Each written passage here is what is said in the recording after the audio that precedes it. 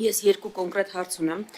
Առաջին հարցը վերաբերում է Իրանին հումանիտար օգնությանը, ինձ հետաքրքիր է Իրան հումանիտար օգնություն ուղարկվել է թե ոչ, եթե ոչ, ինչու՞ չէ, եթե ձեր պատասխանը այն է լինելու, որ կարիքը լինի կուղարկենք, կարիքի մասին վկայում է Հայաստանում Իրանի դեսպանության հայտարարությունը։ Եթե ոչ, ինձ հետաքրքիր է ինչու է այս խտրական մոտեցումը, երբ Թուրքիայում երկրաշարժի պայմաններում սահմանը բացելով շտապում ենք հումանիտար օգնություն ուղարկել, բարեկամական Իրանին, որի հումանիտար օգնության շնորհիվ ենք նաև 90-ականներին ճգնաժամը հաղթահարել, դա դեռ չկա, եթե չկա։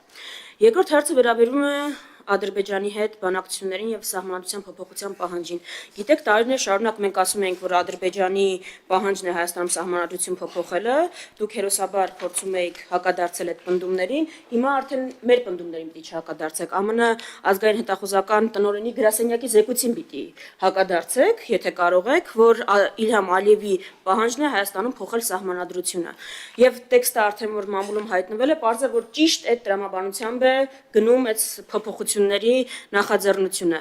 Ես ուրիշ հարց ունեմ։ Բանակցությունների ընթացքում երբևէ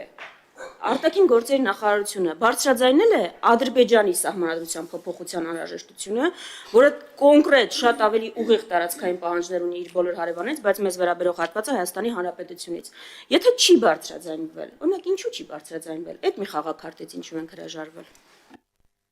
Շնորհակալություն, պարոն նախարար։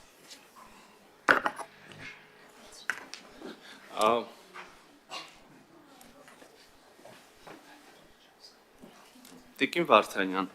հարգելի Տիկին Վարդանյան, շատ ափսոսում եմ ձեր ժամանակը, որտեղ հիմա մի ամբողջ ելույթներ եւ փաստարկներ կառուցեցիք եւ հետո հարց ուղեցիք դրանց հիման վրա, մինչդեռ երկու հարցի պատասխանն է շատ հստակ։ Այս ափսոսում եմ ձեր ժամանակը, որ ասում եք, որ Հայաստանը բարեկամ Իրանին հումանիտար օգնություն չի ուղարկել, իսկ այն Թուրքիային ուղարկել է, ուզում եմ ձեզ տեղեկացնել, Հայաստանի Հանրապետությունը հումանիտար օգնություն է ուղարկել Իրանի Իսլամական Հանրապետությանը հիմնականում դեղորայքի տեսքով։ Եվ այլ կերպ լինել չէ կարող, ես քիչ առաջ խոսում էի, թե ինչքան կարևոր են եւ ընդհանրապես ոչ միայն այս պահին, դարավոր եւ հազարամյակներով նույնիսկ պետություններից անդին երկու երկրների երկու ժողովուրդները իրար այդպիսի անհրաժեշտություն չենք տեսել շեփորահարելու, բայց որ հարցնում եք նաև պատասխանում եմ։ Երկրորդը սահմանադրության մասին։ Ուրեմն նայեք, Հայաստանի Հանրապետությունը եւ բանակցությունների ընթացքում ֆակտորների հետևում եւ նաեւ հանրային հրապարակային մի շարք առիթներով ասել է, որ Հայաստանի Հանրապետության սահմանության մեջ Ադրբեջանի համար որևէ խնդրահարույց ամենայն դեպս տարածքային հավակնությունների տանող որևէ պնդում չկա։ Ավելին, մենք վավերացրել ենք մի փաստաթուղթ, որը հղում է անում